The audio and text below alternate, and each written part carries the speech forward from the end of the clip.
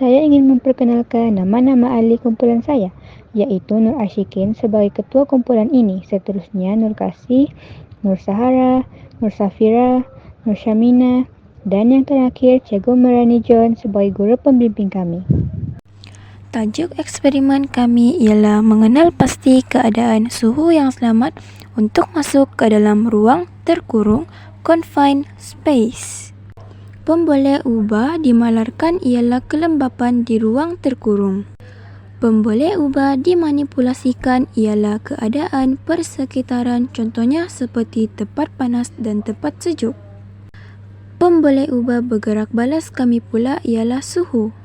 Dan hipotesis kami pula adalah jika suhu di luar lingkungan 20 hingga 23 darjah Celsius, maka pekerja tidak selamat untuk turun ke dalam ruang terkurung confined space untuk bekerja.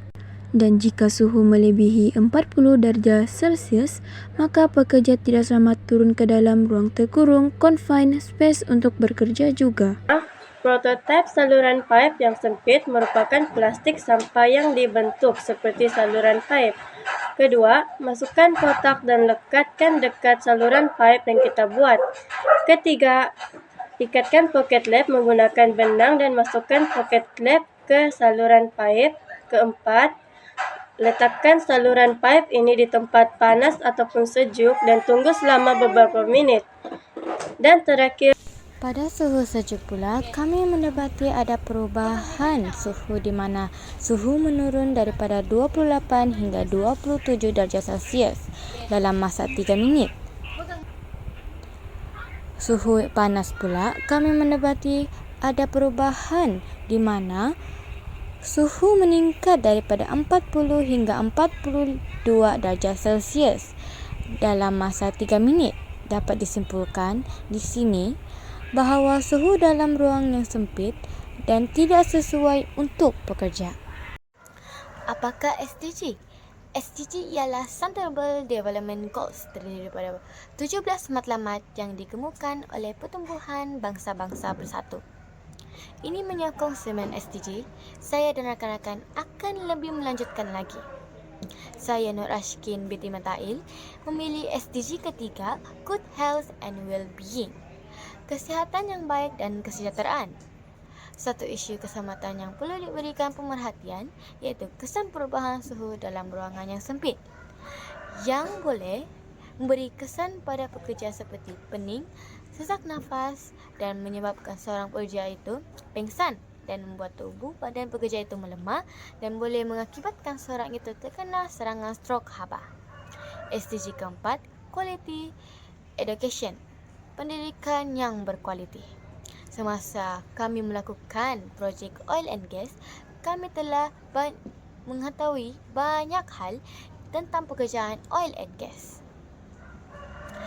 Dan kami yakin kami telah mendapatkan pendidikan yang sangat berkualiti. SDG ke-6, Clean Water and Sanitation, air bersih dan sanitasi. Pekerja juga perlu meminum air yang bersih untuk mendapatkan banyak protein dan banyak tenaga untuk melakukan pekerjaan. Ini saja, ini akan dilanjutkan oleh rakan saya, Nur Kasih.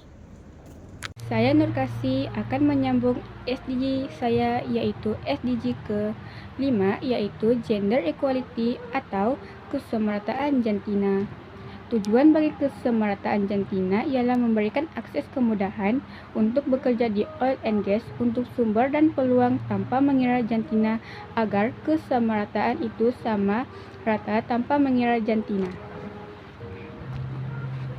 Dan seterusnya SDG ke-16 yaitu Peace, Justice and Strong Institution atau keamanan, keadilan dan institusi yang kukuh.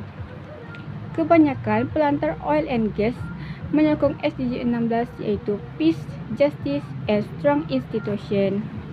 Dan SDG yang terakhir ialah Affordable and Clean Energy atau tenaga yang berpatutan serta bersih. Pekerja oil dan gas juga perlulah memastikan tenaga yang diperlukan mencukupi untuk bekerja dan haruslah bersih untuk mengekalkan keselamatan pekerja itu. Saya mempersilakan kawan saya Nur Sahara untuk menyambung SDG seterusnya. Saya Nur Sahara akan menyambungkan SDG saya, yaitu SDG ke-12. SDG ke-12 ialah Responsible Consumption and Production ataupun penggunaan dan pengeluaran yang bertanggungjawab. SDG ke-12 kami mendapati bahawa di projek kami iaitu minyak dan gas ada penggunaan dan pengeluaran yang bertanggungjawab untuk sumber yang baik kepada pekerja minyak dan gas di ruang terkurung ataupun confined space, yaitu pekerja minyak dan gas dapat meningkatkan kecekapan tenaga di ruang terkurung ataupun confined space tanpa sebarang risiko dan memastikan kualiti hidup yang lebih baik untuk semua. Saya mempersilakan kawan saya Safira untuk menyambung SDG seterusnya. Assalamualaikum semua, nama saya Nur Safira. Hari ini saya ingin membentangkan tentang SDG 8.